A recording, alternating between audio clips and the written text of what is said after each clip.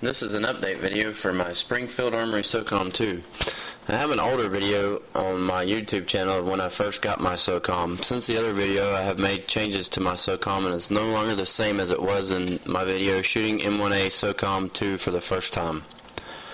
The picture you now see is how a Socom II looks with its black synthetic stock.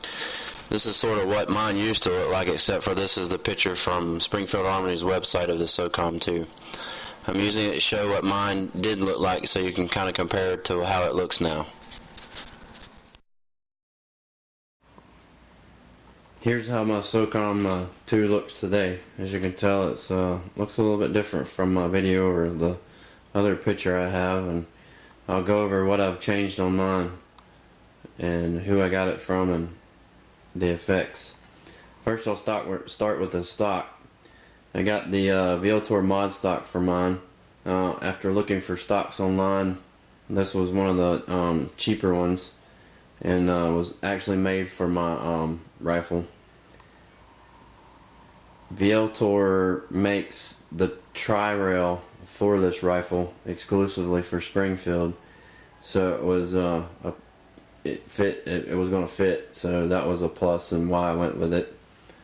Starting at the back, it's got a 6-position collapsible stock, and then this the rear piece also has a bunch of storage for batteries. I think it'll hold anywhere from 8 to 10 AA batteries. There's a smaller compartment down here, and then on each side of the stock is a tube that runs lengthways. You can see the cap right there, and that comes off, and there's one will hold the batteries as well. Another feature is right here. You see the bolt and the stock raised up. You can adjust the height with tools to get however high you need it for whatever you're trying to do. Next to that is a sling point attachment, and I have a 2-point sling that I keep on it to tote it around or sling it. The pistol grip also has storage, but I think it only holds like 1 or 2 batteries. Probably just one. Let's see. Next, I put on there for an optic, I got a EOTech 552 XR308, which means it's the 552 model with the 308 BDC reticle.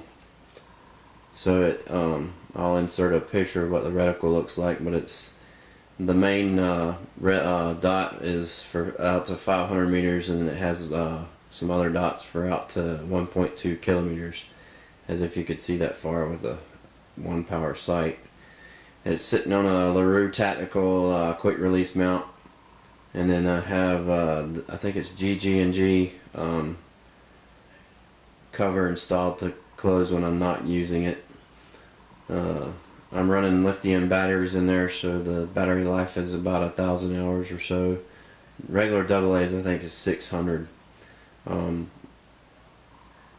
like it for what it does, and I haven't sighted it in at 100 yards or anything yet. But the short range stuff I've shot at, I've hit it.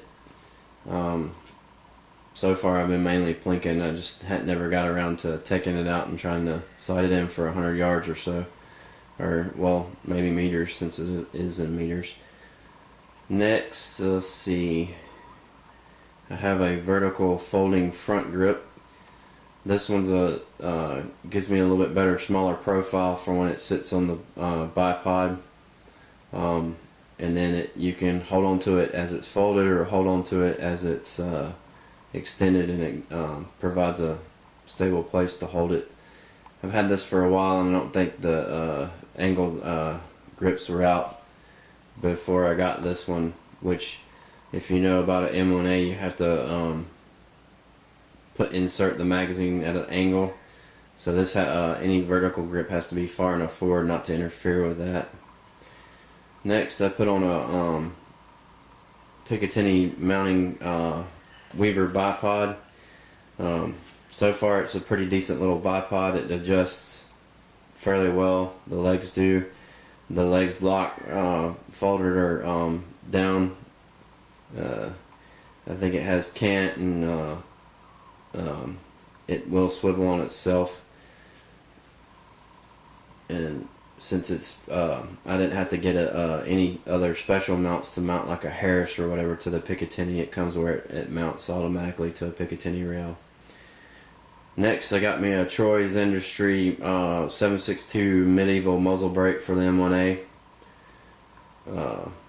I've shot it a couple times since I put this on here, and it seemed to me on as equal as the factory muzzle brake. I couldn't really tell any difference. If you do notice, I've lost my front sight for this, or from installing this. Actually, I think I left it off. But since I left that off, I had to put. I went ahead and put some flip-up sights. I got a set of Troy's. That is a HK style front sight, and then I got the diaperture rear sight for it to match. I just got those, so I have not gone out and sighted those in. Just to kind of let you know about them. Let's see, here they go.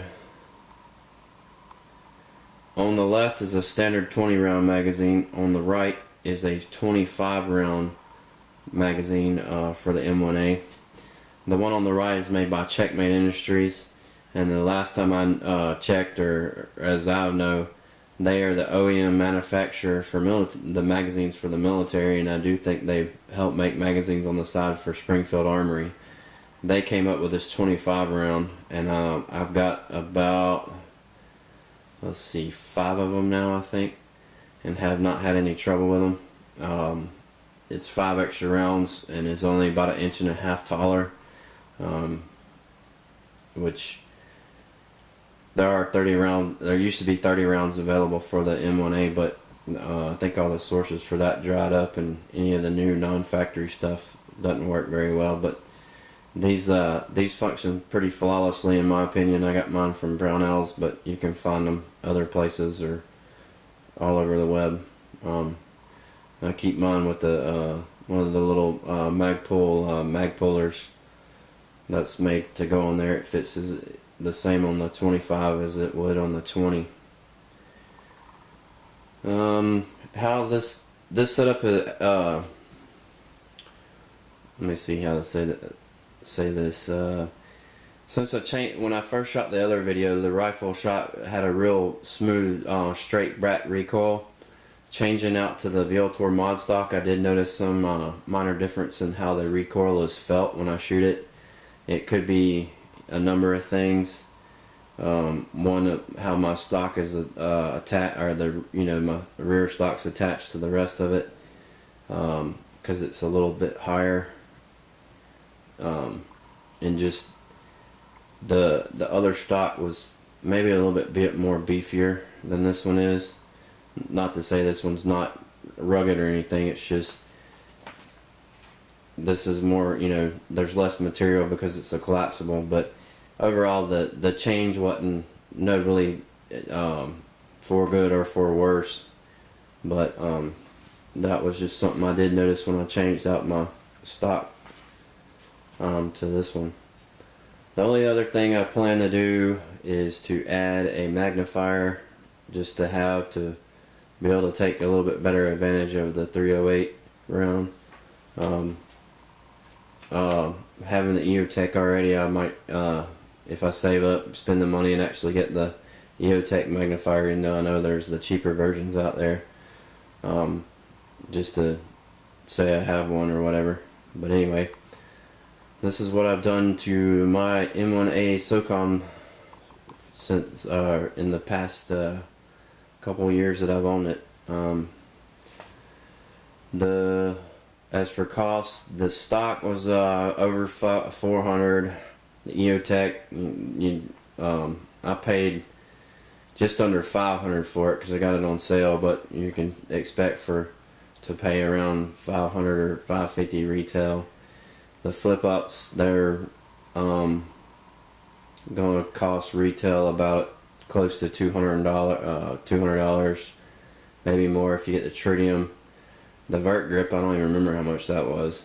The Weaver bipod, I think, was somewhere around $80, but that might be my cost, and I get stuff at dealer cost. The muzzle brake was around 50 or 60, I think, my cost, but retails closer to 100. So besides the rifle itself, the accessories I've stuck on mine have dramatically hurt the wallet, so it's taken some time to build up to this, but thanks for that's pretty much it, and I hope you enjoyed my video.